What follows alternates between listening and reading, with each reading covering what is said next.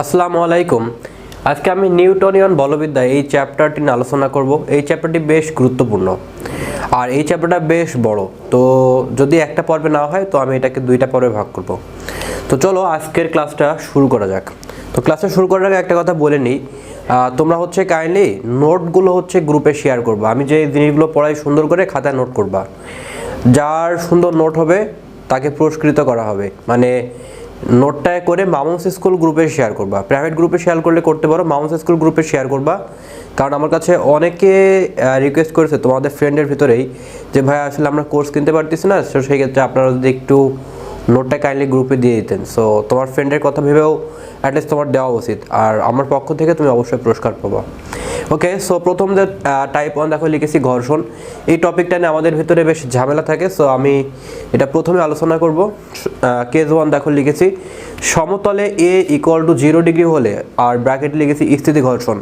আমাদের ঘর্ষণের অনেকগুলো স্টেপ আছে, সো আমি প্রথমে যেটা আলোচনা করবো সেটা হচ্ছে স্থিতি ঘর্ষণ নিয়ে। ঘর্ষণের অনেকগুলো ব্যাপার আছে বলতে বোঝাচ্ছি, যেমন স্থিতি ঘর্ষণ, গতীয় ঘর্ষণ, তারপরে তোমার এক ধরনের ঘর্ষণ আছে তোমার কোনো একটা বস্তু, গোলাকার বস্তু যখন তলে যায় তখন যে ধরনের ঘর্ষণ হয়। আবার প্রবাহী ঘর্ষণ আছে, ঠিক আছে, 4টা স্টেপের ঘর্ষণ আছে। তো মেইনলি আমাদের এখানে লাগবে হচ্ছে স্থিতি ঘর্ষণ এবং গতীয় ঘর্ষণ। স্থিতি ঘর্ষণের জন্য আবার কতগুলো স্টেপ আছে, যেমন সমতলে হতে পারে, নততলে হতে পারে। আবার গতীয় ঘর্ষণের জন্য সেম, সমতলে হতে পারে, নততলে হতে পারে। আর সমতলে কোনো বস্তুকে 0 ডিগ্রি করে টানা যায়, আবার অ্যাঙ্গেল করে টানা যায়। অনেকগুলো স্টেপ আছে, বাট আমি শুধুমাত্র জাস্ট 2টা স্টেপের ম্যাথ দেখাবো, কেননা এইগুলো থেকে মূলত ঢাকা ইউনিভার্সিটি কোশ্চেন এসে থাকে। সো দেখো স্থিতি ঘর্ষণ জিনিসটা কি আমি তোমাকে যদি একটু ক্লিয়ার করি। দেখো আমি বলেছি আলফা = 0 ডিগ্রি, মানে হচ্ছে ধরো এই একটা সমতল, আর তোমরা জানো এটা একটা নততল, রাইট? এটা একটা নততল, এম ভরের কোনো বস্তু আছে, এটা হচ্ছে নততল। নততলের জন্য আমার কোনো কিছু শেখা লাগবে না। নততলের জন্য তুমি কোনো একটা বস্তুকে এভাবে টানতে পারো, অর্থাৎ এ = 0 ডিগ্রি করে টানতে পারো, অথবা নততলে কোনো একটা বস্তুকে তুমি তুমি কোনো একটা কোণে টানতে পারো, সেটার নাম দিচ্ছে আলফা। এরকম হতে পারে, বাট মেইনলি আমাদের এই দুইটা পার্ট আসলে লাগে না, ঠিক আছে? সো আমাদের যেটা লাগবে সেটা হচ্ছে দেখো যে এম ভরের কোনো একটা বস্তু আছে, এই বস্তুটাকে আমি এই দিক বরাবর টানতেছি, আর আমরা জানি পেছন দিকে এক ধরনের ঘর্ষণ বল কাজ করে। দেখো কোনো একটা বস্তুকে তুমি যে পরিমাণ বলে টান দিবে, ওই বস্তুটার ঘর্ষণ বল যদি সম পরিমাণ পেছন দিকে কাজ করে, তাহলে এইটাকে আমরা বলে থাকি স্থিতি ঘর্ষণ। আমি যদি ব্যাপারটা ক্লিয়ার করি, যেমন দেখো যে আমি যদি এই হোয়াইট বোর্ডটাকে আমি যদি এভাবে ধাক্কা দিই, তাহলে দেখো এই হোয়াইট বোর্ডটা কিন্তু সামনের দিকে যাচ্ছে না, বাট এইটা কিন্তু দেয়ালের সাথে কম্পন সৃষ্টি করতেছে। দেয়ালের সাথে যে কম্পন সৃষ্টি করতেছে সেইটাই মূলত ঘর্ষণ। কথা ভালো করে বোঝো। আবার দেখো তোমার বাসায় এমন কিছু বাক্স থাকবে, সেই বাক্সটাকে তুমি যদি এভাবে ধাক্কা দাও, দেখবা যে বাক্সটা ওই জায়গা থেকে নড়তেছে না। অনেক বড় একটা বাক্স ধরো, তুমি ধাক্কা দিচ্ছ, বাক্সটা ওই জায়গা থেকে নড়তেছে না। এর মানে কি? এর মানে হচ্ছে তুমি কিন্তু ফোর্স প্রয়োগ করতেছো, কিন্তু বস্তুটা সরতেছে না, এই জন্য যে এর পেছন দিকে আসলে সমপরিমাণ ঘর্ষণ বল কাজ করে। এবং যখন আমাদের ঘর্ষণ বল, স্থিতি ঘর্ষণ বল চিন্তা করি, তখন সেটা আমরা এখানে এফএস দিই, মানে হচ্ছে স্ট্যাটিক ফ্রিকশন। সো এই ক্ষেত্রে কি হচ্ছে দেখো, যে তুমি একটা বস্তুকে সরাচ্ছ কিন্তু সরতেছে না, তলের ঘর্ষণটা এমনভাবে লেগে আছে যে বস্তুটা সরতেছে না। এর মানে কি? তুমি যে পরিমাণ বল প্রয়োগ করতেছো সম পরিমাণ ঘর্ষণ বল পিছনের দিকে কাজ করতেছে, তাই বস্তুটা সরতেছে না। আমি তোমাকে ব্যাপারটা আরো ক্লিয়ার করি। দেখো ধরো এম ভরের কোনো একটা বস্তু আছে কোনো একটা তলে। এখন ধরো তুমি টান দিতেছো 10 নিউটন বলে বা 6 নিউটন বলেছে, তুমি কোনো একটা বস্তুকে সামনের দিকে 6 নিউটন বলে টান দিতেছো। এখন পেছন দিকে ঘর্ষণ বল যদি 3 নিউটন থাকে, ভালো করে বোঝো, সামনের দিকে 6 নিউটন বলে টান দিতেছি, আচ্ছা পেছন দিকে 3 নিউটন বল কাজ করতেছে, ঘর্ষণ বল। তাহলে এইটাকে যদি বাদ দিয়ে দিই, তাহলে বস্তুটা কয় নিউটনের জন্য সামনের দিকে যাবে? আচ্ছা আমি এটাকে যদি 4 দিই, তাহলে দেখো ঘর্ষণ বল আসলে পেছন দিকে যদি 4 নিউটন থাকে, তাহলে বস্তুটা মূলত কয় নিউটনের জন্য যাবে? 2 নিউটনের জন্য যাবে।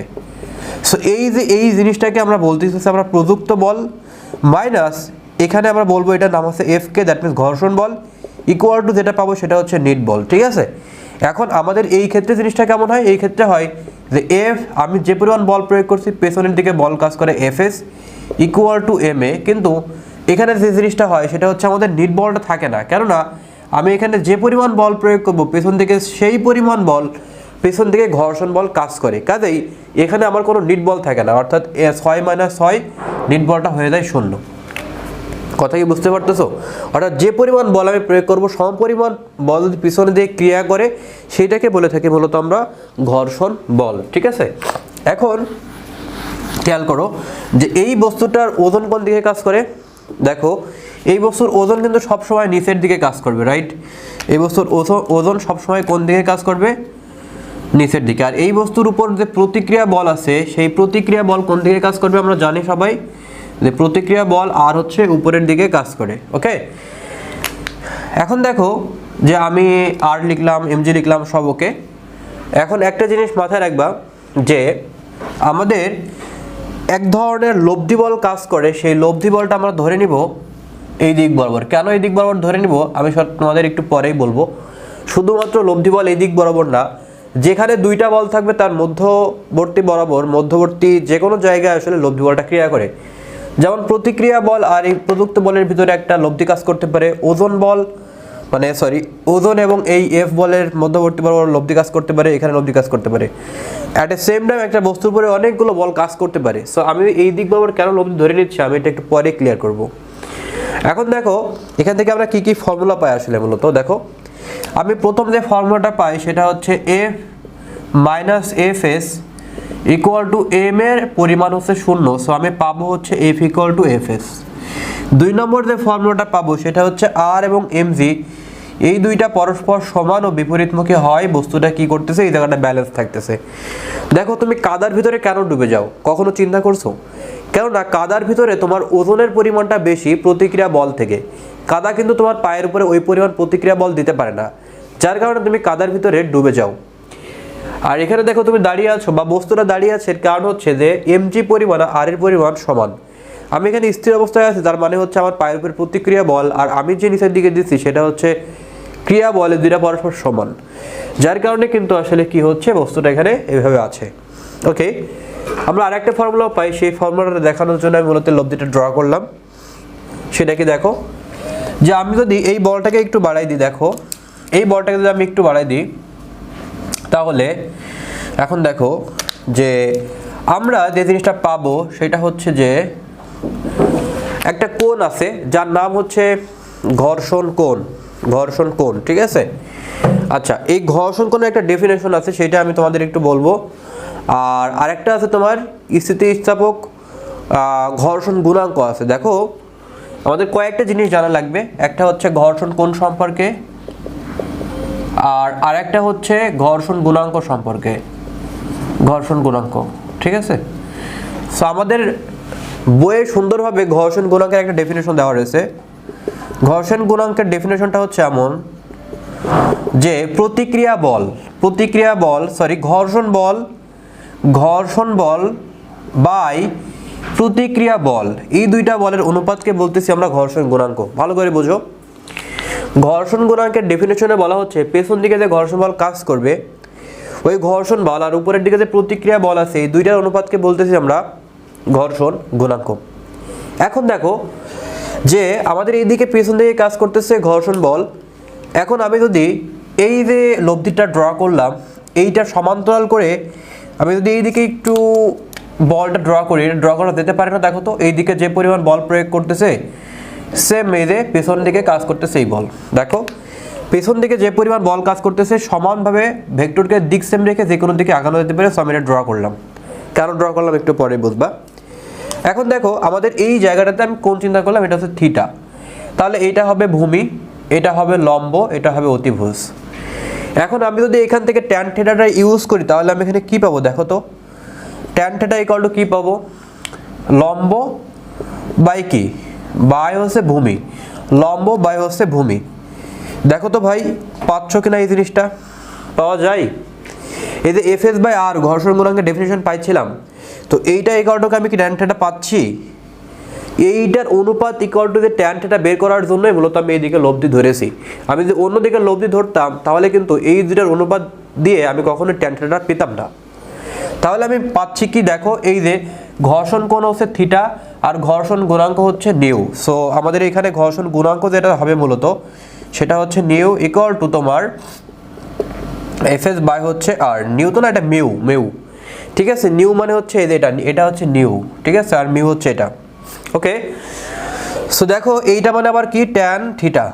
তাহলে আমরা এখানে কি পাচ্ছি? আমরা পাচ্ছি হচ্ছে ঘর্ষণ কোণের ট্যানজেন্টের ভ্যালুকে ঘর্ষণ গুণাঙ্ক বলে। ঘর্ষণ কোণ থিটা ঘর্ষণ কোণের ট্যানজেন্টের ভ্যালুকে ঘর্ষণ গুণাঙ্ক বলে, অথবা ঘর্ষণ বল বাই প্রতিক্রিয়া বলের অনুপাতই হবে ঘর্ষণ গুণাঙ্ক। তাহলে এই ফর্মুলাটা সুন্দরভাবে একটু জেনে রাখো। এটা মূলত ডেফিনেশন থেকে আমরা পাই। সো নিউ ইকুয়াল টু তোমার এখানে হবে এফএস বাই আর, এবং এর আরেকটা নাম হচ্ছে ট্যান থিটা। সো স্থিতি ঘর্ষণের জন্য আমরা এই ফর্মুলাগুলো মেইনলি পাই। সো আমরা এখন দেখব যে আমাদের এখানে কি ধরনের কোশ্চেন আসলে এসেছে। তাহলে আমরা মোটামুটি বুঝে নিলাম জিনিসগুলো। আই গেস তোমার মোটামুটি এখন ক্লিয়ার। ওকে, সো দেখো সমতলে a ইকুয়াল টু 0 ডিগ্রি, তার মানে হচ্ছে কোনো একটা বস্তুকে আমি 0 ডিগ্রি করে টানতেছি, এবং স্থিতি ঘর্ষণের জন্য এই সূত্রটা আমি অ্যাপ্লাই করব। বলা হচ্ছে ভূমির সঙ্গে যদি 30 ডিগ্রি কোণে আনত তলে স্থাপিত বস্তু পিছলে নেমে যায়, ঘর্ষণাঙ্ক বা ঘর্ষণ গুণাঙ্ক এক্স্যাক্টলি কত? ওকে, সো দেখো এটা বলেছে আনত তলে, বলেছে না আনত তলে। দেখো একটা জিনিস মাথায় রাখবা, আমাদের আনত তল বলুক বা আমাদের কোনো একটা বস্তুকে অ্যাঙ্গেল করে টানুক, যেভাবেই টানুক না কেন আমাদের উপরের দুইটা ফর্মুলা চেঞ্জ হয়, কিন্তু এই যে ঘর্ষণ গুণাঙ্ক যেটা আছে সেটা কখনো চেঞ্জ হয় না, এর ডেফিনেশন সবসময় সেম থাকে। জাস্ট লাইক আমি যদি একটু বোঝাই যে এভাবে যদি আমি ড্র করি কোনো চিত্রকে, তাহলে এম বরের কোনো একটা বস্তুকে ধরো এদিকে টানলাম, ওজন নিচের দিকে কাজ করতেছে আর ঘর্ষণ বল পেছন দিকে কাজ করতেছে। এখন ভাইয়া এই বস্তুটার প্রতিক্রিয়া বল সবসময় এই প্রতিক্রিয়া বল কাজ করে তলের লম্বা বরাবর, এবং এটা হচ্ছে যদি ঘর্ষণ বল হয় এই বরাবরই তোমার কাজ করবে কি এস, এই যে লব্ধির পরিমাণটা কাজ করবে। এবং আমরা এই যে ঘর্ষণ বল বা প্রতিক্রিয়া বলের যে অনুপাত আছে সেই জায়গাটায় আমরা কি করব, এই উলম্বের সাথে যে কোণটা করব সেটা হচ্ছে আমাদের ঘর্ষণ কোণ। কিন্তু আমরা যখন নততল বলি তখন সেটাকে বলা হয় নিশ্চল কোণ। এই ঘর্ষণ কোণের আর একটা নাম আছে নিশ্চল কোণ। কখন বলি? যখন কোনো একটা বস্তু নততলে আমরা হিসাব করি, নততলের জন্য ওই থিটার পরিমাণটা হয়ে যায়, মানে থিটা সেম, সব ভ্যালু সেম, কিন্তু ওর আরেকটা নাম আছে, সেটা হচ্ছে নিশ্চল কোণ, যখন আমরা নততলের জন্য অ্যাপ্লাই করি। তো তুমি যেভাবেই অ্যাপ্লাই করো না কেন আমাদের এখানে ফর্মুলাগুলো পরিবর্তন আসে, বাট আমাদের এই জায়গাটার কখনোই পরিবর্তন হয় না। তুমি যে কোনো পজিশনে যাও না কেন, যে কোনো অবস্থায়, কিংবা স্থিতি ঘর্ষণ হোক কিংবা গতি ঘর্ষণ হোক, পরিবর্তনটা আসলে হয় না। এটা একটু মাথায় রাখবা, ঠিক আছে? সো আমাদের এখানে নততল বলুক বা 0 ডিগ্রি কোণে বলুক, যাই বলুক সমস্যা নাই। সো ঘর্ষণাঙ্ক মানে হচ্ছে ঘর্ষণ গুণাঙ্ক। সো আমরা জানি দুইটা ফর্মুলা। সো আমাদের যেহেতু এখানে ট্যানের ভ্যালু কোণের ভ্যালু দেওয়া রয়েছে, সো ট্যান 30 ডিগ্রি এটাই হবে উত্তর। সো এই যে ট্যান 30 ডিগ্রি হবে উত্তর, আমাদের ফর্মুলা থেকে এটা পেলাম। ওকে, সো এবার আমাদের পরের কোশ্চেনটা যদি একটু দেখি, দেখো পরের কোশ্চেনটা বলা হচ্ছে যে সমতলে আলফা ইকুয়াল টু 0 ডিগ্রি, কিন্তু গতীয় ঘর্ষণের জন্য আমরা কি সূত্র এখন অ্যাপ্লাই করব। গতীয় ঘর্ষণের ব্যাপারটা হচ্ছে যে আমি এখানে 6 নিউটন বলে প্রয়োগ করব, কোনো একটা বস্তুকে টান দিব, কিন্তু পেছন দিকে যদি এরকম হয় 4 নিউটন বল কাজ করতেছে, বা পেছন দিকে ধরো 2 নিউটন বল বাধা দিচ্ছে, যদি এমন হয় তাহলে এটাকে আমরা বলবো হচ্ছে এফকে, মানে হচ্ছে কাইনেটিক ফ্রিকশন, গতীয় ঘর্ষণ। সো কাইনেটিক ফ্রিকশনের জন্য আমরা এফকে দ্বারা ডিনোট করে থাকি। সো এই ক্ষেত্রে আমাদের একটু সূত্রের হালকা পরিবর্তন আসবে। পরিবর্তনটা কেমন? পরিবর্তনটা হচ্ছে এমন যে এফ মাইনাস এফকে, দ্যাট মিনস আমি 6 নিউটন বল থেকে 2 নিউটন বল বাদ দিয়ে দিই, তাহলে 4 নিউটনের জন্য বস্তুটা সামনের দিকে যাবে, দ্যাট মিনস এম এ হবে, ঠিক আছে? তাহলে 6 নিউটন বলের জন্য বস্তুটা আমি দিচ্ছি, পেছন দিকে কাজ করতেছে 2 নিউটন বল বাধা দিচ্ছে, তাহলে নিট বল যেটা সেটার জন্য বস্তু মূলত সামনের দিকে যাচ্ছে। তাহলে আগে যেটা ছিল স্থিতি ঘর্ষণের জন্য, স্থিতি মানে কি? যেটা স্থির থাকবে, যাবে না। গতীয় ঘর্ষণ মানে কি? যেটা একটু হলেও সামনের দিকে মুভ করার চেষ্টা করবে বা মুভ করবে, হালকা হলেও। এমনও হতে পারে যে এটা 6 নিউটন, এখানে পেছন থেকে বাধা দিচ্ছে 5.9 নিউটন, তাহলে 0.1 নিউটনের জন্য হলে বস্তুটা সামনের দিকে যাবে, অ্যাটলিস্ট বস্তুটা সামনের দিকে যাওয়া লাগবে। যদি এরকম কোনো ঘটনা ঘটে তবে আমরা তাকে গতীয় ঘর্ষণ বলে থাকি, আর একদম স্থির থাকলে হয় স্থিতি ঘর্ষণ। সো আমাদের সূত্রের একটু পরিবর্তন আসে, সেটা হচ্ছে যে আমাদের এখানে জিরোটা থাকে না, অর্থাৎ এখানে আমরা এফএসকে এফকে দ্বারা ডিনোট করি, আর আর ইকুয়াল টু এখানে অলওয়েজ এমজি হয়, এটার পরিবর্তন হয় না। আর যেহেতু আমরা এফএসকে আমরা এফকে দ্বারা প্রকাশ করতেছি, তো সূত্রের পরিবর্তন হয় না। তোমাকে আগেই বলেছি এইটা সূত্রের কখনো পরিবর্তন আসে না। সো আমরা এই কয়টা ফর্মুলা কিন্তু পেয়ে গেলাম। এখন আমরা দেখি এই ফর্মুলাটা আমরা কিভাবে অ্যাপ্লাই করব। দেখো এখানে বলা হচ্ছে 5 নিউটন বলের আনুভূমিক বল 5 কেজি ভরের আয়তাকার বস্তুকে উলম্ব দেয়ালে ধাক্কা দিচ্ছে। বস্তুটি আদিতে স্থির অবস্থায় ছিল। বলা আছে যদি স্থিতি এবং গতীয় ঘর্ষণ গুণাঙ্ক আমাদের মিউ এস দেওয়া থাকে এবং মিউ কে দেওয়া থাকে। তোমাকে বলছিলাম যে এখানে যদি এফ কে বলি তাহলে এখানে কে হবে, এর মানে হচ্ছে গতীয় ঘর্ষণ, আর যখন মিউ এস বলবো তার মানে ওইটা হচ্ছে স্থিতি ঘর্ষণ। তবে আমাদের এখানে ত্বরণটা বের করতে হবে। তো বিষয়টা কেমন দেখো, যে 5 লিটার কোনো একটা বলের 5 লিটার কোনো একটা বস্তু একটা উলম্ব দেয়ালে ধাক্কা দিচ্ছে, ফাইন। একটা উলম্ব দেয়ালে ধাক্কা দিচ্ছে, বস্তুটি আদিতে স্থির অবস্থা ছিল, মানে আয়তাকার বস্তুকে আয়তাকার 0.5 ভরের আয়তাকার বস্তুকে একটি উলম্ব দেয়ালে ধাক্কা দিচ্ছে, ঠিক আছে। তার মানে হচ্ছে যে আমাদের সামনে এম ভরের কোনো একটা বস্তু আছে আর সামনে একটা দেওয়াল আছে, এই বস্তুটাকে ধাক্কা দেওয়া হচ্ছে, রাইট। সো এফ বল আমি কি করতেছি, আমি কিন্তু ফোর্স প্রয়োগ করতেছি, আমি এই বলটা দিচ্ছি। তাহলে আমি যদি এই বলটা দিই, দেখো পেছন থেকে কিন্তু আমাদের ঘর্ষণ বলটা কাজ করবে অলওয়েজ, রাইট। সো দেখো আমরা এখানে কি পাচ্ছি, এই যে এফ কে মানে হচ্ছে কি, দেখো আমরা এই যে এখানে একটা ফর্মুলা পেয়েছি, আমি ফর্মুলাটা একটু যদি এখানে একটু লিখি, দেখো ফর্মুলাটা আমি এখানে যেটা পেয়েছি সেটা হচ্ছে যে mu K equal to F K R. So আমরা পাবো হচ্ছে F K equal to mu K R, F K equal to কি পাবো, mu K R. So mu K R এই জায়গাটা আমাদের কি আর, আর মানে কি এমজি। সো এই ফর্মুলাটা একটু জেনে রাখবা, ঠিক আছে। So F K equal to কি মিউ কে আর, এখান থেকে আমি ক্যালকুলেশন করে পেলাম, আর আর মানে হচ্ছে এমজি, দ্যাটস ইট, আর কিছু না। এখন এই বস্তুটাকে আমি দেখো 5 নিউটন বল ধরে এদিকে প্রয়োগ করতেছি, তার মানে এটা হচ্ছে আমাদের প্রযুক্ত বল, আর পেছন দিকে আমাদের ঘর্ষণ বল কাজ করতেছে। আমরা সবসময় জানি যে পেছন দিকে ঘর্ষণ বল কাজ করে, এই দুইটাকে যদি বিয়োগ দিই তাহলে আমরা পাবো হচ্ছে কি নির্বল, ঠিক আছে।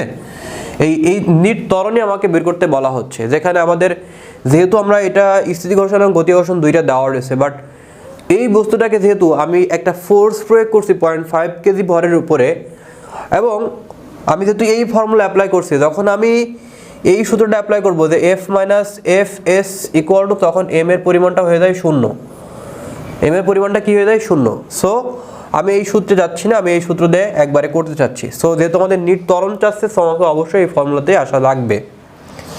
তাহলে দেখো তুমি 5 নিউটন বল আসলে প্রয়োগ করতেছো, আর পেছন দিকে ঘর্ষণ বল কাজ করতেছে, যেটা মানে হচ্ছে এটা মিউ কে আর, আর মিউ কে আর মানে হচ্ছে mu M G. So mu মানে হচ্ছে কত, 0.8 ইন্টু এম মানে কত, এম মানে হচ্ছে 0.5, আচ্ছা, আর জি মানে হচ্ছে 9.8, আর এম মানে কত, এম মানে হচ্ছে দেওয়া রয়েছে 0.5। এই ত্বরণটা আমাকে বের করতে হবে, জাস্ট আর কিছুই না, জাস্ট ক্যালকুলেশন করো তাহলে হয়ে গেছে। সো 5 মাইনাস এটাকে তুমি ক্যালকুলেশন করো তাহলে আসলে কত হয়। দেখো এইটাকে আমরা যদি করি তাহলে 8/10 হয়, ইন্টু 5/10 হয়, আর এটা হয় 98/10, ঠিক আছে। সো আমরা যে কাজটা করতে পারি সেটা হচ্ছে যে 4 বা 5 40। সো দেখো একটা কাজ করা যায়, সেটা হচ্ছে যে এই 9.8 কে আমরা 10 ধরে নিতে পারি, তাহলে আমাদের ক্যালকুলেশন করতে সুবিধা হবে। সো এখানে 0.8টা রেখে দিলাম, আর এখানে হয় 5/10 ইন্টু 10। সো 10 কাটা যায়, তাহলে এখানে থাকে 5 ইন্টু এখানে থাকবে 8/10, তাহলে এখানে হবে 2, সো হচ্ছে 4। তাহলে 5 মাইনাস 4 আমি এখানে 10 ধরে নিচ্ছি, বাই হচ্ছে 0.5 ইকুয়াল টু এ। সো উপরে হবে কত 1, আর 0.5 মানে কত half, so A equal to কত হচ্ছে 2। সো 2 থেকে একটু কম হবে, 2 থেকে একটু কেন কম হবে, কারণ আমি তো এখানে 9.8 এর জায়গায় এই জায়গাটা 9.8 কিন্তু আমি ধরি নাই। সো যদি 9.8 ধরতাম তাহলে আমাদের এখানে 2 আসতো না, তার একটু কম আসতো, যেহেতু আমি এখানে 10 ধরে নিয়েছি জি এর ভ্যালু, তাই আমাদের এখানে 2 আসছে। সো 2 কিন্তু হবে না, 2 এর আশেপাশে একটু কম হবে, তার মানে এ নম্বরটা আসলে আমাদের অ্যান্সার হবে। ওকে, সো আমরা মোটামুটি বুঝে নিলাম গতীয় ঘর্ষণ দিয়ে যে টপিকগুলো আসছে মোটামুটি আমরা করে ফেললাম। তোমাদের কাছ থাকবে গতীয় ঘর্ষণ থেকে আরও যে ধরনের কোশ্চেন বিভিন্ন বইতে আছে, ওখান থেকে কালেক্ট করে একটু করে ফেলবা। জেনারেলি তোমার হচ্ছে ঢাকা ইউনিভার্সিটি বেস কোশ্চেন এরকম কোনো বই আসলে নাই সত্য কথা বলতে।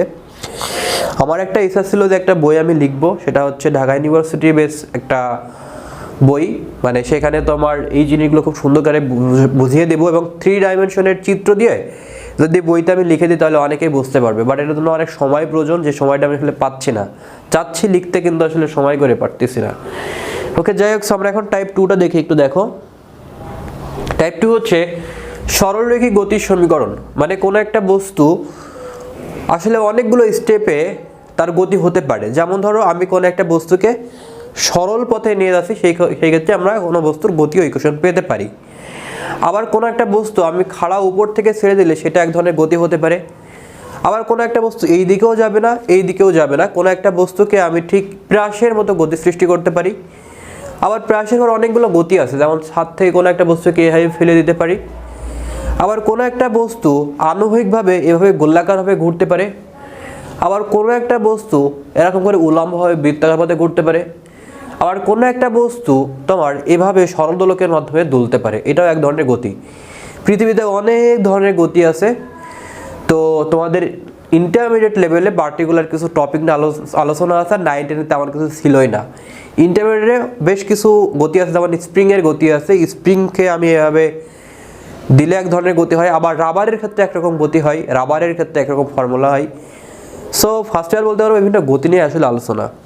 সো যাই হোক, আমরা এখন এই সরলরেখী গতির ইকুয়েশন নিয়ে একটু মূলত দেখব, যেটা আমরা আগেও হয়তো দেখেছি।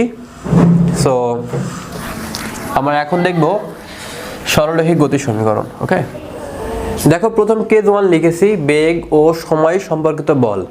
আচ্ছা, মেনলি এই জিনিসগুলো তোমরা জানো, করেছো অনেক, বাট আমি এই জিনিসটাকে বিভিন্ন কেজে ভাগ করেছি এই জন্য যাতে তোমাদের বুঝতে আসলে সুবিধা হয়, আর কিছুই না। ঠিক আছে, তো দেখো বেগ ও সময় সম্পর্কিত বল বলতে আসলে কি বোঝাচ্ছি খেয়াল করো। আমরা মেইনলি যেটা জানি যে এফ ইকুয়াল টু কি এম এ। এখন এম তো আর এখানে চেঞ্জ হচ্ছে না, আমাদের এ এর বিভিন্ন কারণে আসলে এফটা চেঞ্জ হয়। এখন এ এর বিভিন্ন ইকুয়েশন আছে, যেমন V equal to U plus at. অর্থাৎ এখানে এ যদি বলি তাহলে এটা হচ্ছে এখন ভি এবং টি এর মাধ্যমে প্রকাশ করা হয়েছে, ভি এবং টি আসছে। আবার যদি এটা বলি যে V square equal to U square plus 2as, তাহলে এটা দেখো এখানে ভি এবং এইচ এর ভিতরে সম্পর্ক দেখানো হয়েছে। এই যে এইটা তোমার ভি আর টি, এটা ভি আর এস। ঠিক আছে, আবার দেখো H equal to u t plus half a t square, that means S equal to u t plus half a t square. তার মানে এই ইকুয়েশনে এর যে ভ্যালুটা আছে এটা আসলে প্রকাশ করা হয়েছে এস এবং টি এর মাধ্যমে, রাইট?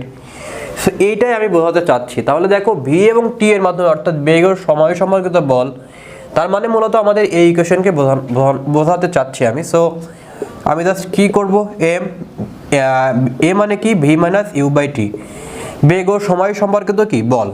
ঠিক আছে, এখন এই জিনিসটাকে আমরা কিভাবে লিখতে পারি, ডেল ভি বাই হচ্ছে টি। কেননা ডেল ভি মানে কি বেগের পার্থক্য, আর বেগের পার্থক্য মানে কি শেষ বেগ মানে আদি বেগ। সো এই জিনিসটাকে আমরা এভাবে লিখতে পারি। আবার দেখো কোনো এই বস্তুটা কিন্তু এরকমভাবে লিখতে পারি, M V by T, that means কোনো একটা পয়েন্টে যদি আদিবেগ শূন্য হয়ে যায়।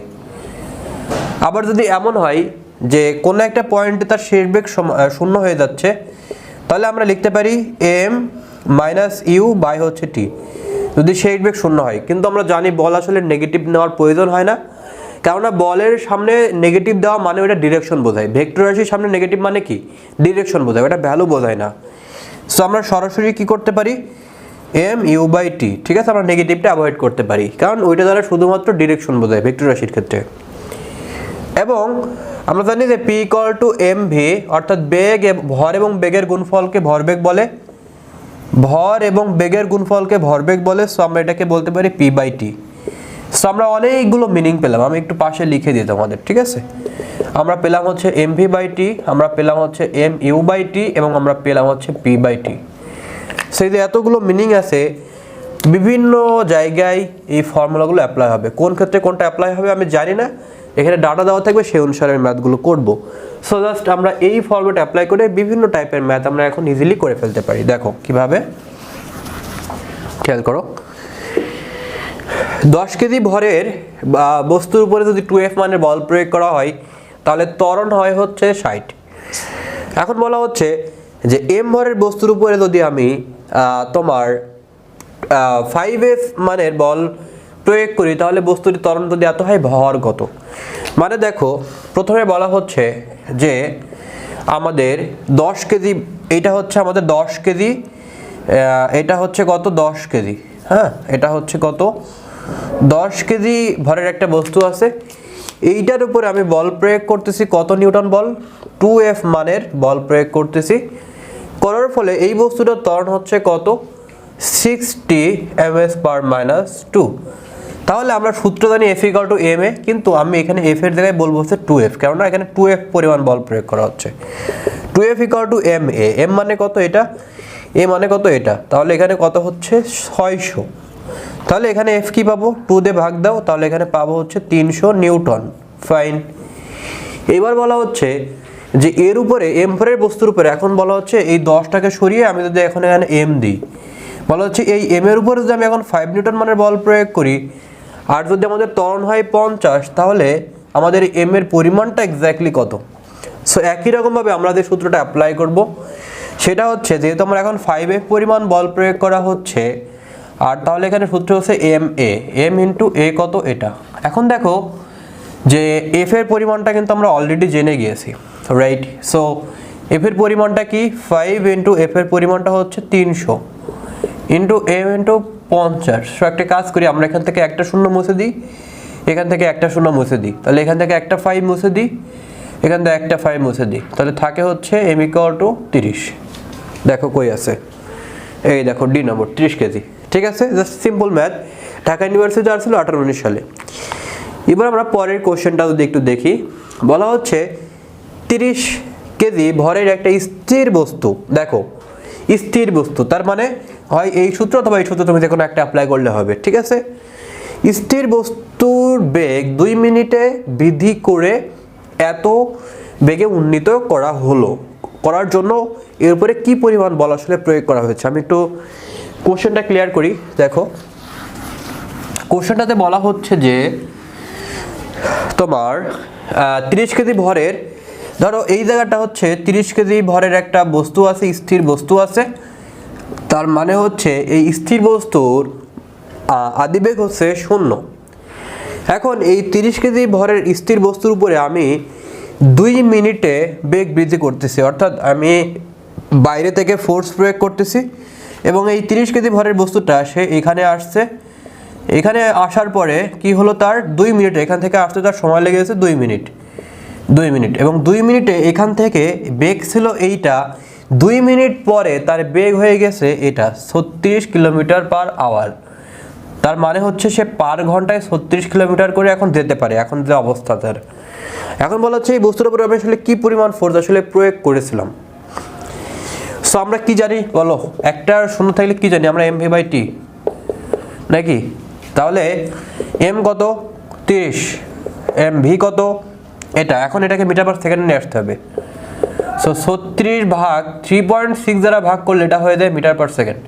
আই গেস তোমরা সবাই জানো, যদি না জানো এটা জেনে রাখো যে কিলোমিটার/আওয়ার থেকে যদি আমরা মিটার/সেকেন্ডে নিয়ে আসতে চাই তাহলে 3.6 দ্বারা ভাগ করবা, তাহলে এখানে ক্যালকুলেশন করলে হয় 10, রাইট।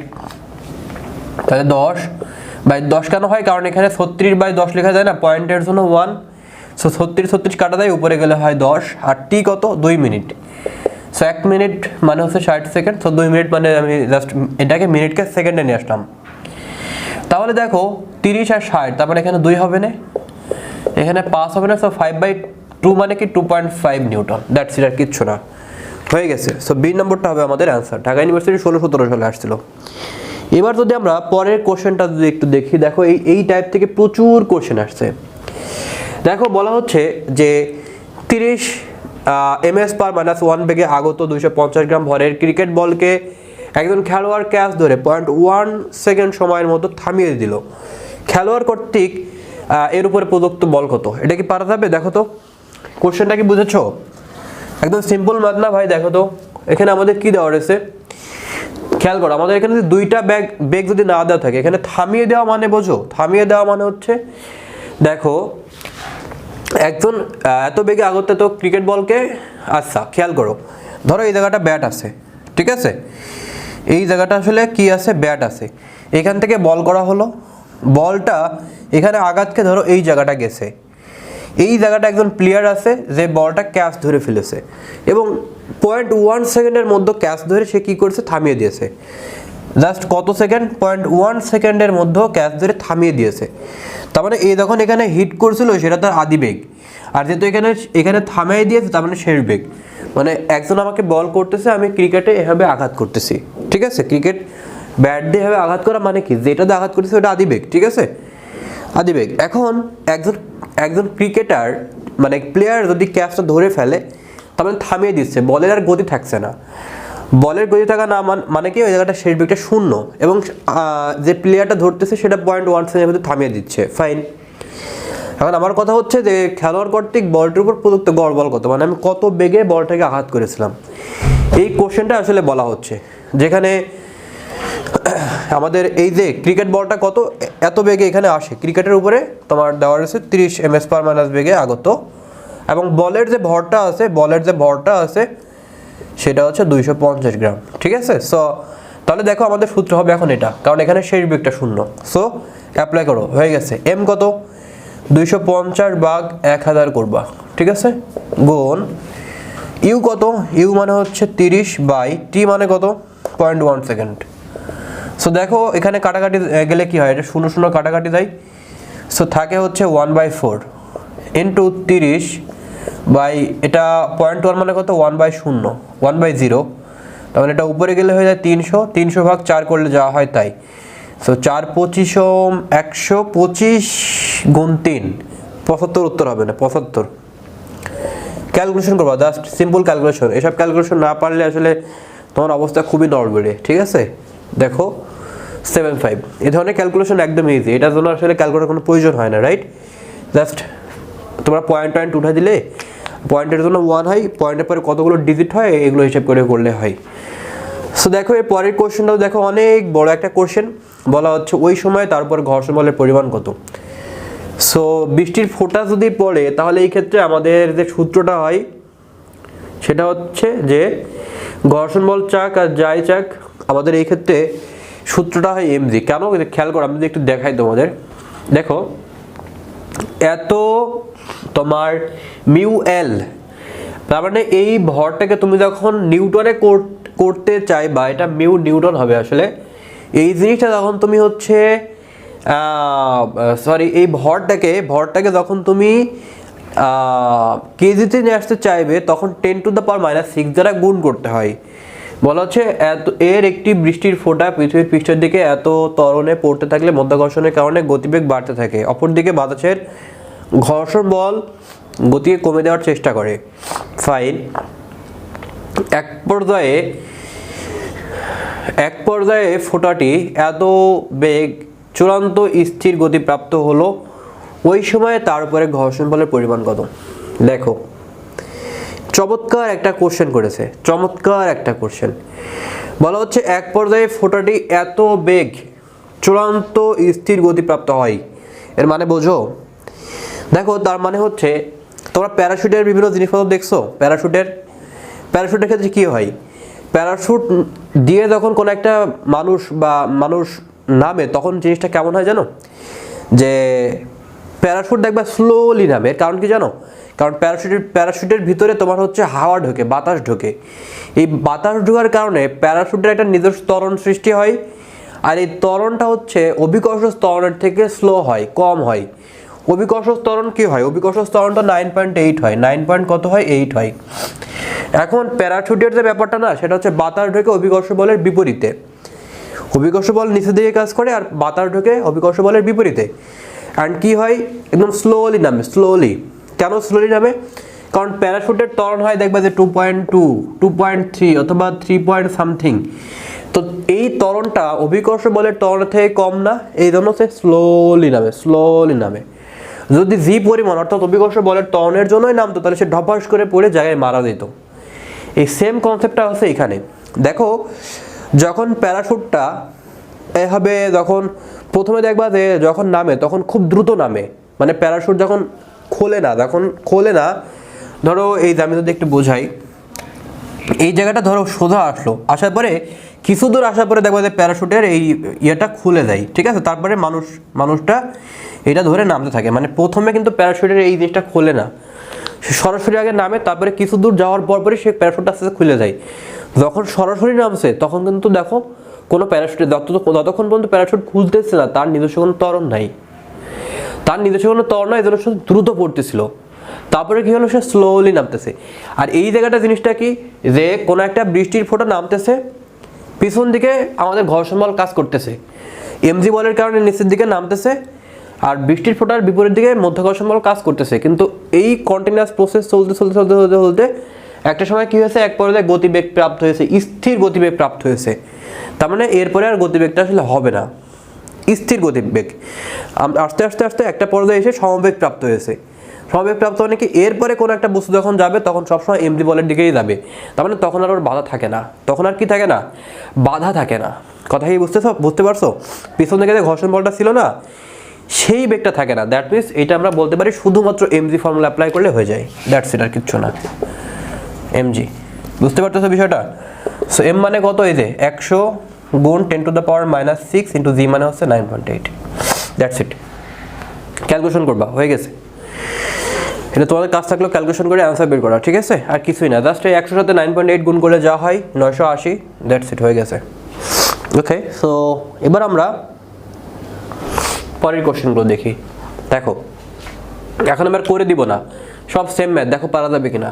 যে এক অতি মানব তার প্রতিপক্ষের বিরুদ্ধে 1800 নিউটন ভরের বৃহৎ প্রস্তরখণ্ড ছুঁড়ে মারে। প্রস্তরখণ্ডটিকে আনুভূমিক এত ত্বরণ দিতে হলে তাকে প্রস্তরখণ্ডটিকে কত আনুভূমিক বল প্রয়োগ করতে হবে? কি করতে হবে? এম এ এফ, এই যে এফ ইকুয়াল টু কি, এফ ইকুয়াল টু অনুভূমিক বল প্রয়োগ করতে হবে, F equal to M A. দেখো এটা ওজন দেওয়া রয়েছে না, এই যে এইটা বৃহৎখণ্ডের ভরের এই এত নিউটন মানে কি ওজন না? তার মানে তুমি এখান থেকে কি বের করবা, এখান থেকে এম বের করবা। W equal to M G না, তাহলে এম ইকুয়াল টু কি ডাব্লিউ বাই জি, তার মানে এটা ভাগ জি, আর ওখানে এ রয়েছে তার মানে কি এম এ, ঠিক আছে, একদম সহজ ম্যাথ। এখান থেকে এম বের করে ওখান থেকে এই গুণ করে দিলে ম্যাথ শেষ। ওকে, 36 কেজি ভরের একটা বস্তুর উপরে এত মিনিটে যদি এত বেগ প্রাপ্ত হয়, যেটা আমরা একটু আগে করে আসলাম, এই যে m V by t, m V by t, এই ধরনের ম্যাথ আমরা একটু আগে করে আসলাম। একই রকম ম্যাথ পরের কোশ্চেনটা তোমাদের দায়িত্ব থাকলো করার। 4 কেজি ভর বিশিষ্ট একটি স্থির বস্তুর উপর ক্রিয়া করে, এর ফলে 6 সেকেন্ডে এত বেগ প্রাপ্ত হয়। M V by t, m V by t, m V by t, একদম সহজ ফর্মুলা। পরে দেখো আর করে দেবো না, এটা তোমাদের কাজ থাকলো, পরেরটা করে দেওয়া রয়েছে। ওকে, বেগ ও সরণ সম্পর্কিত বল। দেখো আগে তোমাকে বলেছিলাম যে আমরা এইটাকে যত মাধ্যমে প্রকাশ করতে পারবো বল আসলে তত মাধ্যমে হবে, ঠিক আছে, আর কিছুই না। সো এখন দেখো এখানে বলতেছি বেগ ও সরণ সম্পর্কিত বল। বেগ ও সরণ সম্পর্কিত বল মানে কি? তার মানে হচ্ছে জিনিসটা এমন যে এফ ইকুয়াল টু আমরা জানি হচ্ছে এম এ, আর আমরা জানি যে V square equal to U square plus হচ্ছে 2as। এখন খেয়াল করো তাহলে এফ ইকুয়াল টু এম, এই মানে কি হবে না, V square minus U square by হচ্ছে 2s। সো এটা কি হবে আমাদের আসলে V square minus U square by 2s। এখন দেখো যদি আদি বেগ শূন্য হয়ে যায়, দ্যাট মিনস একটা বেগ যদি না থাকে বা স্থির কথা বলা হয়, তাহলে সূত্র হয় এটা, অথবা সূত্র হয় এটা ইউ স্কোয়ার বাই হচ্ছে 2s। কারণ না এখানে মাইনাস থাকলে আমরা উঠাই দেবো, কারণ বলের জন্য মাইনাসটা আসলে দরকার পড়ে না যদি ভিটা শূন্য হয়, রাইট। সো ফর্মুলাগুলো জেনে নিলাম। এইবার আমরা দেখি আসলে এখানে কি বলা হচ্ছে। খেয়াল করো এই সূত্রটা যে খুব মানে খুব বেশি আসে না, কম ইম্পর্টেন্ট, বাট আগের ফর্মুলাটা খুব বেশি গুরুত্বপূর্ণ। বলা হচ্ছে 10 গ্রাম ভরের বুলেট একটি বন্দুকের 20 সেন্টিমিটার ব্যারেলের মধ্য এত বেগ পাই। এত ভরের একটি বুলেট বন্দুকের এত ব্যারেলের মধ্য এত বেগ পাই, ফাইন। তাহলে ত্বরণ সৃষ্টিকারী বল কত? মানে হচ্ছে ধরো এটা একটা বন্দুক, এখন এই বন্দুকের মুখ দিয়ে যে আমাদের বুলেটটা বের হবে, এই বুলেটটা যখন এর ভিতরে থাকে, বলা হচ্ছে এই বুলেটের ভর হচ্ছে তোমার 10 গ্রাম, ফাইন। এবং ব্যারেলের মধ্যে যখন সে 20 সেন্টিমিটার মতো গেছে মাত্র, ঠিক আছে, ব্যারেলের মধ্যে একটি বন্দুকের বুলেট এত ভরের ভরের বুলেট একটি বন্দুকের এত ব্যারেলের মধ্যে, যখন যাচ্ছে অর্থাৎ কতটুকু সরণ করতেছে 20 সেন্টিমিটার, দ্যাট মিনস এটা হবে 0.2 মিটার। তাহলে কত বেগ প্রাপ্ত হচ্ছে? বেগ প্রাপ্ত হচ্ছে 200। ফাইন। ত্বরণ সৃষ্টিকারী বল কত? তাহলে সূত্র কি দেখো, এখানে দেওয়া রয়েছে msv, এই সূত্র অ্যাপ্লাই করতে হবে। যে কোনো একটা বল, তার মানে এটা হচ্ছে 10 ভাগ 100 1000 m, আর v মানে কত? 200 স্কয়ার, 200 স্কয়ার মানে আছে 200 গুণ 200 বাই হচ্ছে 2 ইন্টু s মানে হচ্ছে 0.2। ওকে, সো তাহলে আমরা এখন 0 0 কেটে দিই। এখানে 3টা 0 কাটা যাবে, এখানে 2টা 0, এখানে একটা 0 কাটা যাবে। ওকে, নাইস। এবার দেখো, তাহলে এখানে থাকতেছে 20 আর এখানে 2, তার মানে এখানে থাকতেছে 20 আর 2 মানে কত? 40 গুণ হচ্ছে উপরে থাকতেছে 10 ডিভাইড বাই এখানে 2 গুণ আর এখানে 2/10 লেখা যায়। রাইট। ওকে, সো এখন দেখো যে আমরা এই 10টাকে উপরে নিয়ে গেলাম, জাস্ট ক্যালকুলেশন আর কিচ্ছু না। এখানে এটা কাটাকাটি করলে হয় 5, এটা কাটাকাটি করলে হয় 5, তো 5 5 25 আর 40, ঠিক আছে, 5 5 25 আর 40, তো 25 গুণ 40 কত হয় বলো? 4 25 100, এই যে 1000 হচ্ছে 1000, তার মানে 10 টু দ্য পাওয়ার 3 হবে आंसर। 10 টু দ্য পাওয়ার 3 কই আছে? ডি নম্বর आंसर। ওকে, আচ্ছা, এবার আমরা কেস 3 দেখব, ভরবেগের সংরক্ষণশীল নীতি। দেখো, এখানে আমাদের কয়েকটা কোশ্চেন আসছে, বারবার একই রকম কোশ্চেন রিপিট হয়েছে। দেখো, বলা হচ্ছে স্থির অবস্থায় থাকা একটি বস্তু বিস্ফোরিত হয়ে m1 এবং m2 পরে দুইটা বস্তুতে পরিণত হয়েছে এবং তাদের বেগ দেওয়া রয়েছে v1 v2, তারা বিপরীত দিকে চলমান। ঠিক আছে, এর অনুপাতটা আসলে এক্স্যাক্টলি কত হবে? তো বিপরীত দিকে চললে কি হয় বলো তো, আমাকে কেউ বলতে পারবা? বিপরীত দিকে চললে কি হয় বলো?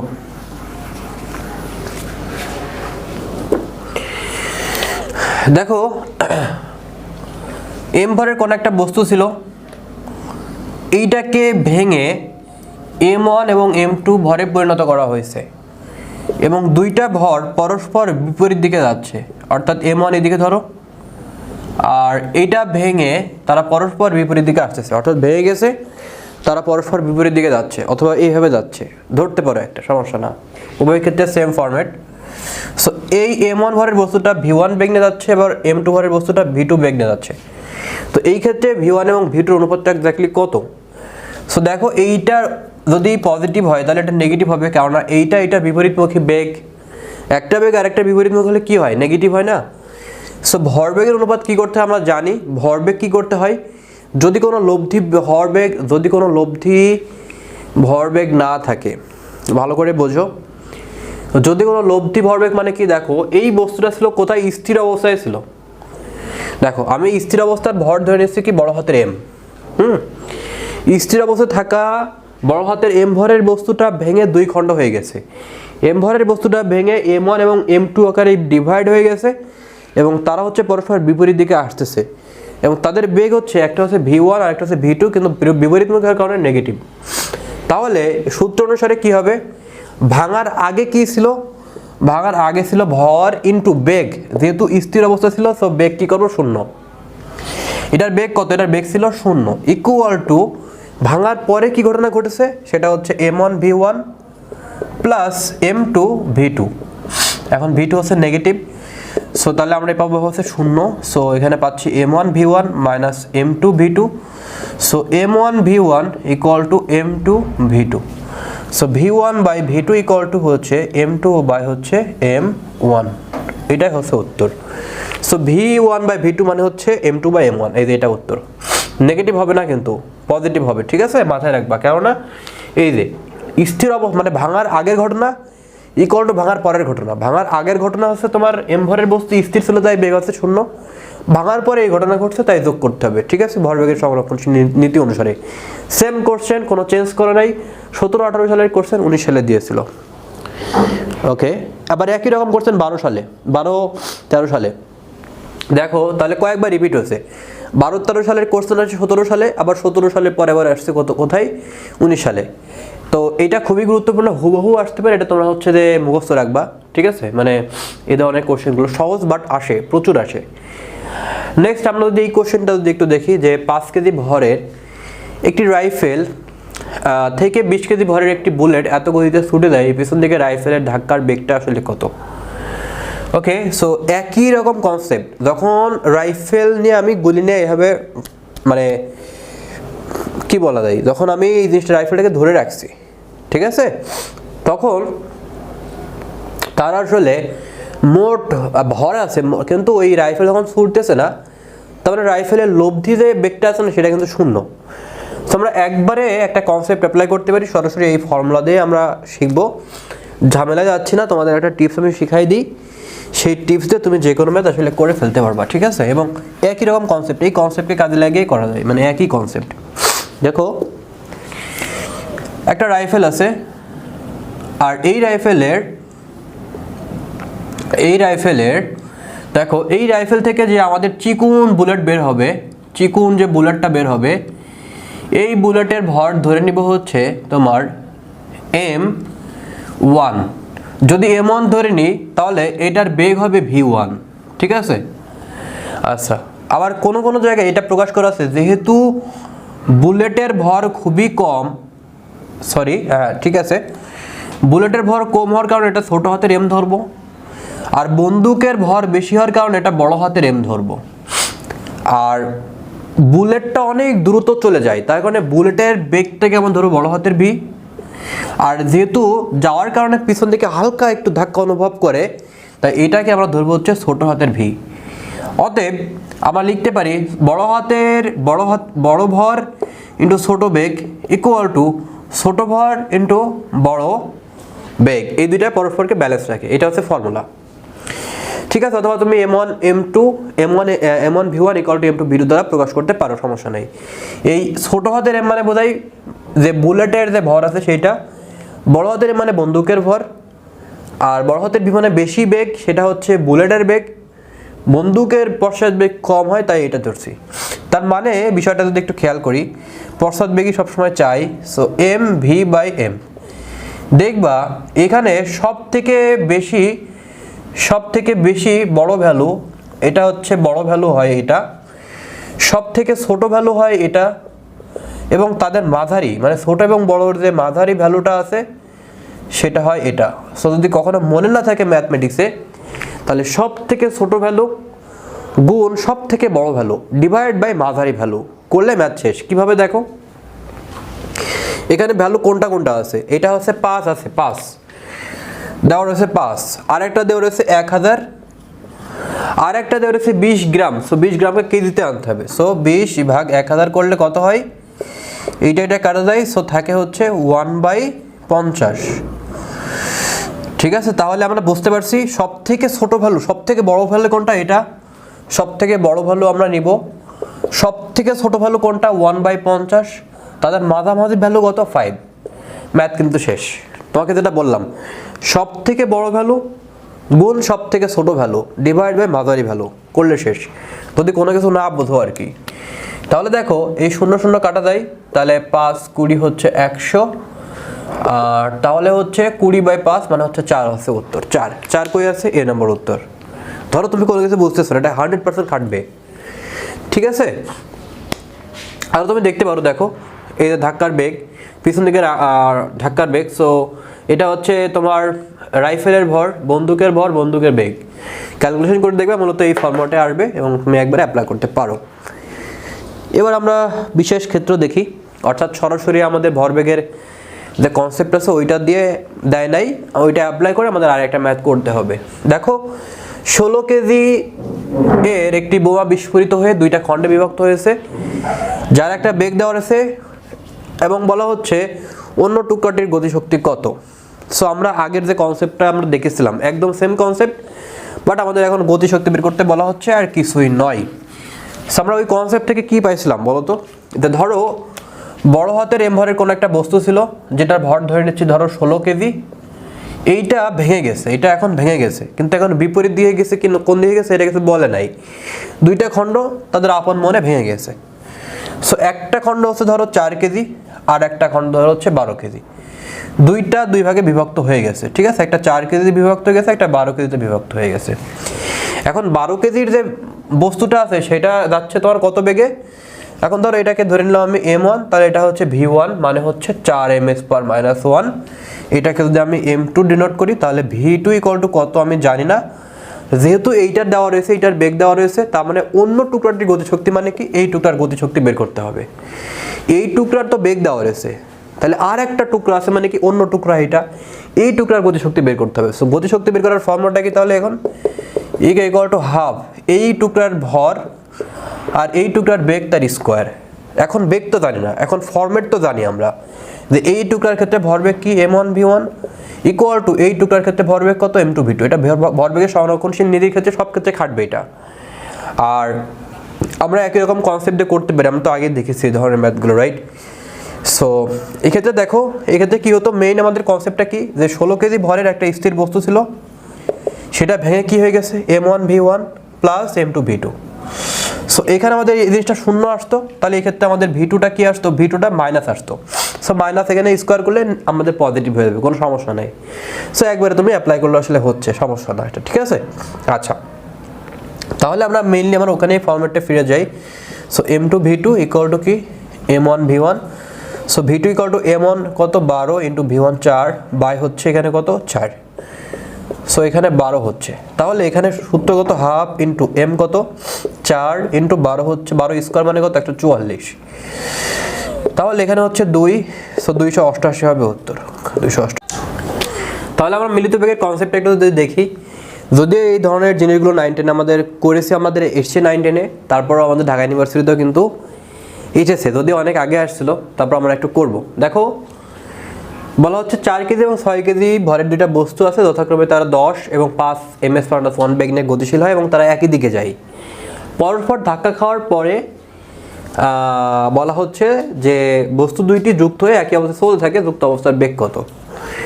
মানে বিষয়টা এক্স্যাক্টলি কি আমরা যদি একটু দেখি, খেয়াল করো যে আসলে আমাদের এখানে বলা হচ্ছে যে ধরো এখানে আমাদের 4 কেজি ভরের কোনো একটা বস্তু আছে, 4 কেজি ভরের কোনো একটা বস্তু আছে, এই বস্তুটা চলতেছে কত বেগে 10 ms/-1 বেগে চলতেছে। আর একটা আছে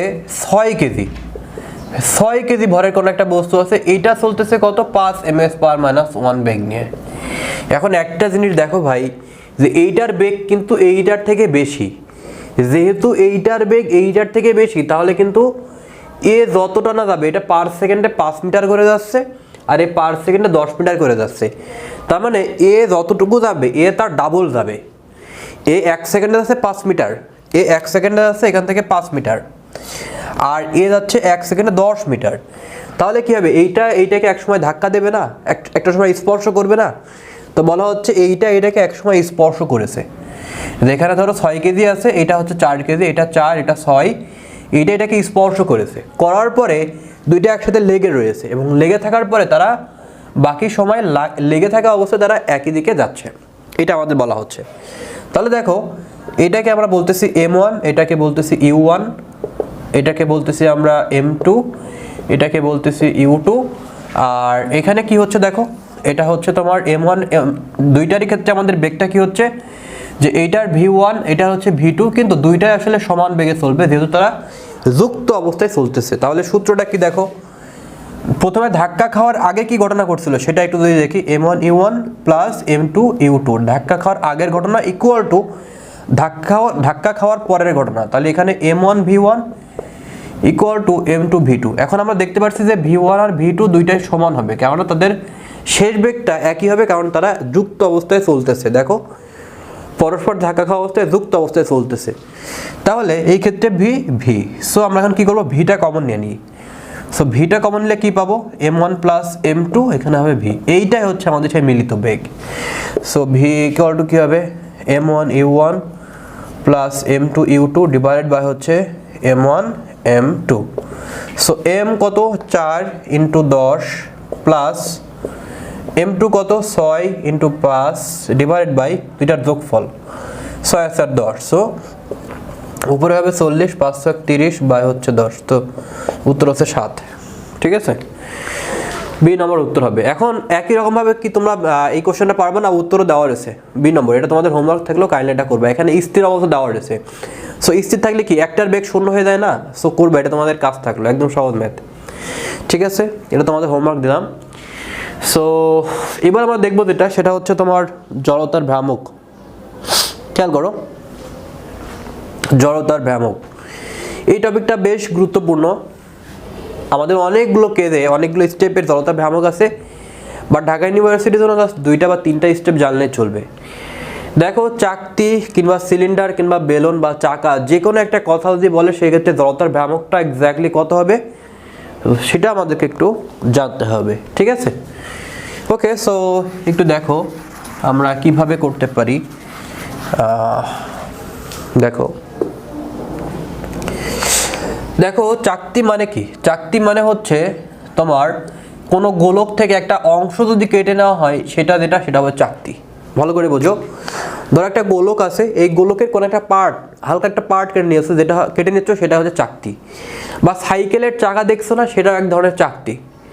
বা সিলিন্ডার কেমন চাকতি হয় দেখো তো, সিলিন্ডার যখন আমি বলতেছি সিলিন্ডার কেমন চাকতি বলতেছি, খেয়াল করো, এই যে সিলিন্ডারটা এরকম না, তো আমি বলতেছি যে অবশ্যই আমরা যেগুলো করব, অক্ষ যদি মধ্যবিন্দু দিয়ে যায়, সেই ক্ষেত্রে আমাদের জড়তার ভ্রামক কত হবে, চাকতির মধ্যবিন্দুতে গেলে কিংবা এই সিলিন্ডারের মধ্যবিন্দুতে গেলে। সিলিন্ডার যখন মধ্যবিন্দুতে যাবে, মধ্যবিন্দুতে যাক সমস্যা নাই, কিন্তু কোন জায়গা থেকে প্রবেশ করতেছে দেখো তো, এই দেখো তো, এই উপরের অংশ কি চাকতিটা চাকতির ভিতর দিয়ে প্রবেশ করতেছে না।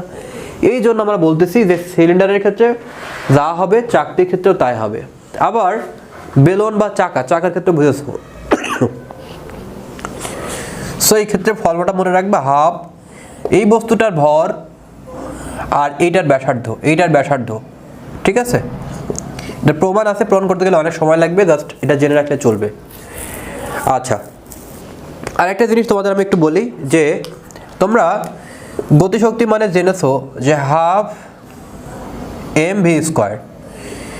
এইটা হচ্ছে কোনো একটা বস্তু যখন রৈখিক গতিশক্তি হয়, অর্থাৎ যখন কোনো বস্তুর ঘূর্ণন থাকে না, কিন্তু যখন কোনো বস্তুর ঘূর্ণন প্রবণতা থাকে, তখন এই m কে আমরা রিপ্লেস করি হচ্ছে জড়তার ভ্রামক দ্বারা, আর v কে রিপ্লেস করি আমরা ওমেগা দ্বারা, অর্থাৎ কৌণিক বেগের ক্ষেত্রে যে ইকুয়েশনগুলো হয়। তাহলে সূত্র কি, হাফ I ω²। এখন আমাদের দেখো বলা হচ্ছে যে 24,400 জুল গতিশক্তি বিশিষ্ট একটি চাকা কি ঘোরে, তাহলে সেই ক্ষেত্রে তার গতিশক্তির জন্য আমরা এই ফর্মুলা অ্যাপ্লাই করব। প্রতি মিনিটে সে 602 বার ঘোরে, চাকাটির ঘূর্ণন জড়তা কত হবে? চাকাটির ঘূর্ণন জড়তা, তাহলে চাকাটির ক্ষেত্রে আমাদের এই ঘূর্ণন জড়তা, দ্যাট মিনস এইটার পরিমাণটা আসলে চাচ্ছে। ঘূর্ণন জড়তা মানে কি, I চাচ্ছে, I। তাহলে জড়তার ভ্রামক চাচ্ছে, চাকার ক্ষেত্রে আমাদের সূত্র কি জানি, যে হাফ mr²। সো দেখো আমাদের এখানে কি আসলে ঘূর্ণন জড়তা, আমাদের এখানে কি দেওয়া নাই, কিছুই দেওয়া নাই, তো আমাদের করতে হবে সবকিছু আলাদাভাবে। সো প্রথমে আমরা এই সূত্র অ্যাপ্লাই করব। এখানে দেখো 24,400 joule equal to half I, এখান থেকে আমরা একবারে অ্যাপ্লাই করে ফেলতে পারি, এত ঝামেলা নাই। I ওমেগা মানে কত জানো, দেখো তোমরা জানো যে ওমেগা মানে হচ্ছে 2π/t। এই সূত্রের ব্যাপারগুলো আমি একটু পরে ক্লিয়ার করব, তারপরে একটু লিখে রাখো 2π/t। 2π মানে কত, 1/f, সো এটা হবে f। ঠিক আছে, আর একটা হবে 2πf মানে কত, f মানে হচ্ছে পাক সংখ্যা বাই t, 2πn/t। 2π কত, 2πn/t, রাইট। সো এই ফর্মুলাটা একটু জেনে রেখো। তাহলে আমাদের এখানে যদি ω² বলেছে, তার মানে হচ্ছে 2π 3.1416 ইন্টু n মানে কত, পাক সংখ্যা 602 বার, আমরা এটাকে 600 বার ধরে নিব, বাই t মানে কত, প্রতি মিনিটে মানে আছে 60 সেকেন্ডে, এখানে আছে স্কোয়ার, সো আমরা এটাকে 3 ধরে নিই ক্যালকুলেশনের সুবিধার্থে।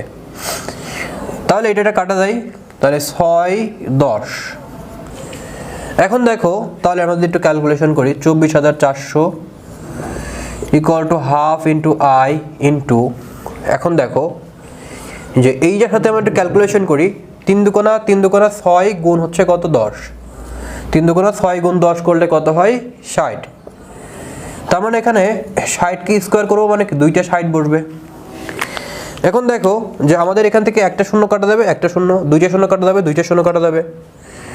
তাহলে এই পাশে থাকতেছে 6 ইন্টু 6 আর এই পাশে থাকতেছে 244 আর এখানে 2, তাহলে 2 থেকে আমরা আবার এখানে কাটাকাটি করে এখানে হবে 3, সো 3 6 18, এখানে হবে 244 equal to 18 I, 18 into I. তাহলে এখানে আসতেছে কত 244 ভাগ হচ্ছে 18, ক্যালকুলেশন করলে যা হবে তাই উত্তর। সো আমার মনে হয় এটা তোমরা পারবা, এটা অবশ্যই পারা উচিত। কারণ দেখো আমাদের এখানে অপশন দেওয়া হচ্ছে 40, এটা কি আদৌ কি 40 হওয়া সম্ভব?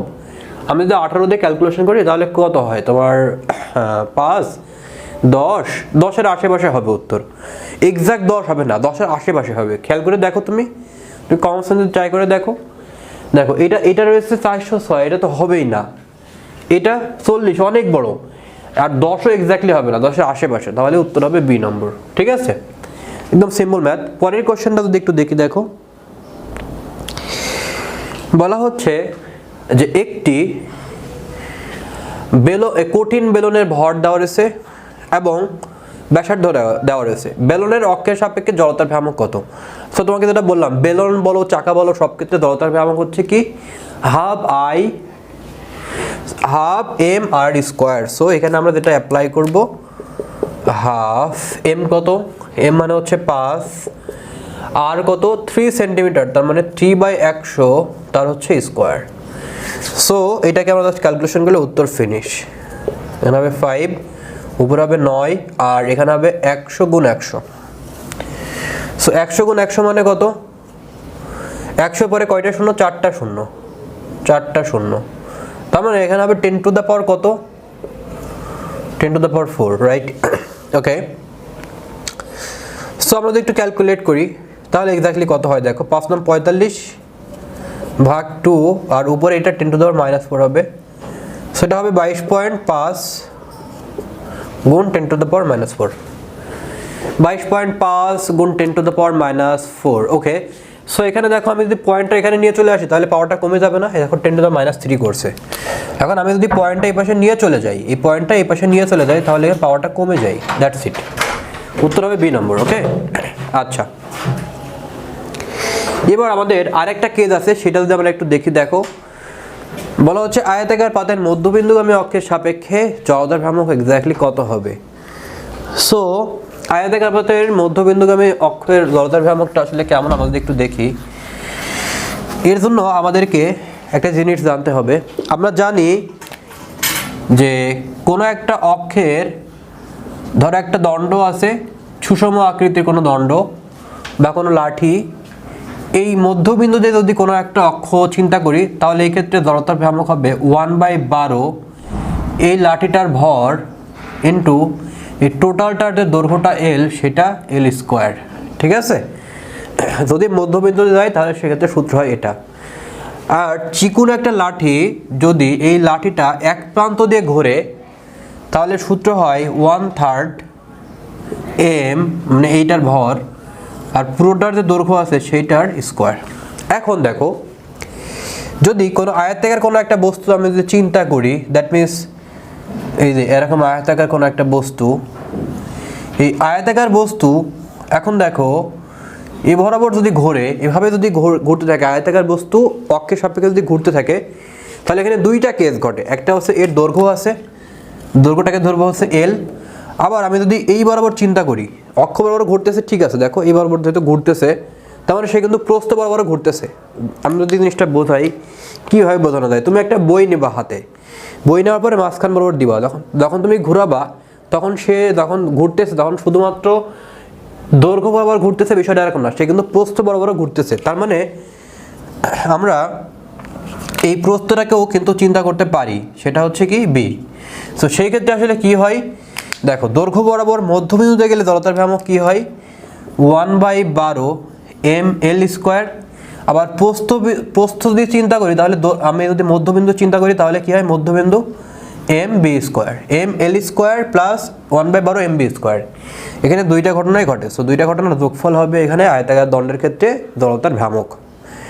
সো এখান থেকে তুমি কি করবা, 1/12 এম কমন নিবা। যদি এই জিনিসটা না বুঝে থাকো ভাই, মুখস্থ করবা, এই ফর্মুলা মুখস্থ করবা, আয়তাকার জড়তার ভ্রামক আয়তাকার ক্ষেত্রে। আর দণ্ডের ক্ষেত্রে মধ্যবিন্দু গেলে, দণ্ডের ক্ষেত্রে এক প্রান্তে গেলে, আয়তাকার ক্ষেত্রে গেলে এটা হয় সূত্র, ঠিক আছে। সো আমাদের এখানে কি বলা হচ্ছে দেখো, যে ভার কেন্দ্রগামী দ্যাট মিনস মধ্যবিন্দুগামী ও তলের সহিত লম্ব বরাবর অক্ষ সাপেক্ষে একটি আয়তাকার পাতের জড়তার ভ্রামক দেওয়া রয়েছে ফাইন, এবং পাতটির দৈর্ঘ্য দেওয়া রয়েছে, প্রস্থ দেওয়া রয়েছে, ভর দেওয়া রয়েছে। সো দেখো জড়তার ভ্রামক কত দেওয়া রয়েছে, জড়তার ভ্রামক দেওয়া রয়েছে হচ্ছে কত 5 ইকুয়াল টু হাফ এম কত দেওয়া রয়েছে, এম দেওয়া রয়েছে 12, আর দৈর্ঘ্য কত দেওয়া রয়েছে, দৈর্ঘ্য বের করতে হবে, দৈর্ঘ্য এল স্কোয়ার প্লাস প্রস্থ কত 1 স্কোয়ার। সো এটা কাটা যায়, তাহলে 5 এখানে থাকে হচ্ছে এল স্কোয়ার প্লাস আছে 1, সো এটা এই পাশে নিয়ে আসো, 5 - 1 এখানে হবে l square, so 4, so l equal to হবে হচ্ছে 2, দৈর্ঘ্য হবে 2 কই আছে, যে বি নম্বর অ্যান্সার, ঠিক আছে। সো পরের টাইপ 4 থেকে আমরা আলোচনা করব পরের ক্লাসে। সো আজকে আমরা বেশ অনেক কিছু আলোচনা করলাম। এই চ্যাপ্টারটা আগেই বলেছি যে বেশ বড়, সো আমরা এই চ্যাপ্টারটিকে বেশ কয়েকটা টাইপে ভাগ করেছি এবং আমরা আজকে ক্লাসটা এখানে শেষ করতেছি। আমরা সামনের ক্লাসে টাইপ 4 থেকে আলোচনা করব। সো সামনের ক্লাসে দেখা হচ্ছে, সেই পর্যন্ত সবাই ভালো থাকো, সুস্থ থাকো, আল্লাহ হাফেজ।